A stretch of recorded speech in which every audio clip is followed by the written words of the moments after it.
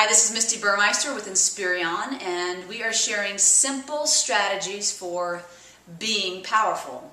A couple days ago I got an email from a CEO in the Maryland area, and he is asking me to address this concept of managing expectations. How do you do that? Particularly with these younger professionals who not only want to work on the exact project they want to work on, but they also have these huge demands in their salaries. And then, of course, you've got the customer who wants you to do 10 years worth of work in 5 years worth of time at half the cost. So how do you manage these expectations? So what if you could create an environment where people naturally want to exceed expectations? What if you could create that sort of environment? Think of, for example, Zappos, who, they're one of many examples. There's just an example of one organization that's well known. They get upwards of 200 resumes a day. Why? Why do people flock to work there and then stay working there? What kind of environment did Tony Hsieh create? Right? And so what kind of environment then what kind of environment leaves people wanting to perform? And so I was just thinking about this concept a little bit, and it reminded me of when I first started going to this new gym, and I literally is paying double the price I've ever paid to go to any gym. It's a CrossFit gym. And it's half the amount of resources, by the way, are available to you. And so it's expensive and you get less. Didn't quite compute for me. And then, on top of that, they want me to clean up after myself. They want me to wipe down the bars myself and put them away. And I'm like, really? Come on. And then as I'm watching some of the members put away their bars, smile on their face, and talk to one another, and I hear the owners of a gym say things like, this is not our gym, it's our gym, belongs to us, and if we want it to look good, then we have to keep it looking good. I all of a sudden realized my expectations completely changed in that moment. Didn't know it, but they changed in that moment. I realized I wasn't just a part of a gym, I was part of a community. And I wanted to thrive in that community. I wanted to do well, I wanted to be a part of it. And I only really recognized that about, maybe 2 weeks ago, when just mysteriously, I didn't realize I was doing it either. I just went over, I saw a trash can was overfilling. Never did this in a regular gym, but I took the trash bag out, tied it in a little knot, and threw it back in the corner, put a new bag in, and headed out to work. And later I realized, whoa, not only did I wipe down my equipment, but I changed the trash for them. Why? Why? Because Donna and Lauren, the founders of this particular CrossFit box is what they call them. They don't call them gyms, they call them boxes. They are, Arnold Fitness is what it's called, and phenomenal people.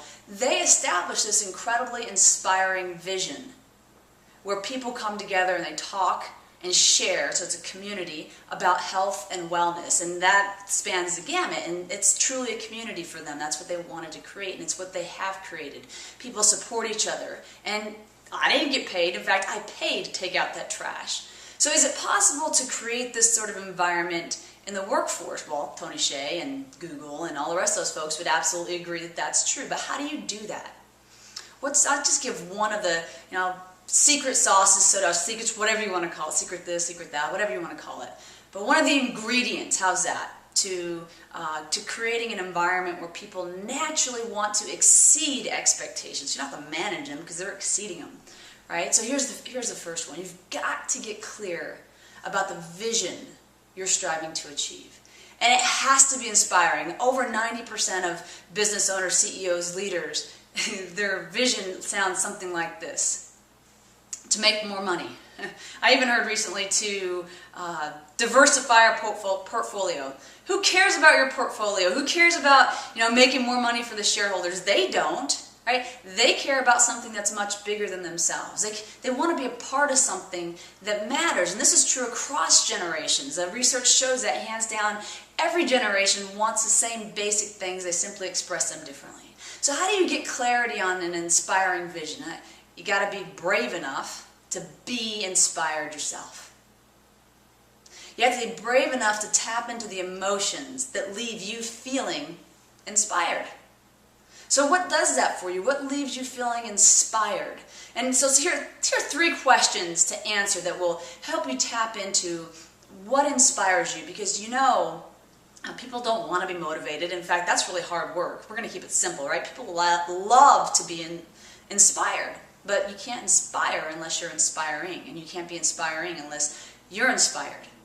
All right? So what inspires you is a really important question to answer, but only if you really want to, have a team of people that want to exceed expectations. Otherwise, just turn this off. But if you want that, then this is a perfect message for you. So here's the first question. Why do you do the work that you do? What got you into this business in the first place? What is the answer to that question? I kind of realized recently myself that it's the concept of inspiration itself that inspires me. Kind of an interesting concept, but there it is. What is it that inspires you? What lights you up? Why are you in this business? That's all part of question one. Here's the second question. How does a customer benefit from your product or your service? How do you make their lives easier, their business better? How do you do that? Really think about that question. How do you make their lives better, their businesses even easier? And then the final question is, how does your company, your team, your organization, your group of people, how do they benefit from being led by you? What is it that you offer to them that makes them want to be led by you? Do you provide an environment? What is it that you do? Why do they want to be led by you? A lot of people are talking about followership today, and that's what that question is all about, because people don't follow people who manage them. They follow people who lead them. And people are led by those who are inspiring. We follow those who are inspiring. So how do we tap into what inspires us? Because that's ultimately how we inspire other people. Answer those three questions, and I guarantee you, getting people to meet your expectations is going to be so simple you couldn't believe it. It's not the easiest work on earth, tapping into those emotions and what inspires you, but I promise you it's worth every minute of your time. This is Misti Burmeister with Inspirion, sharing simple strategies for being powerful.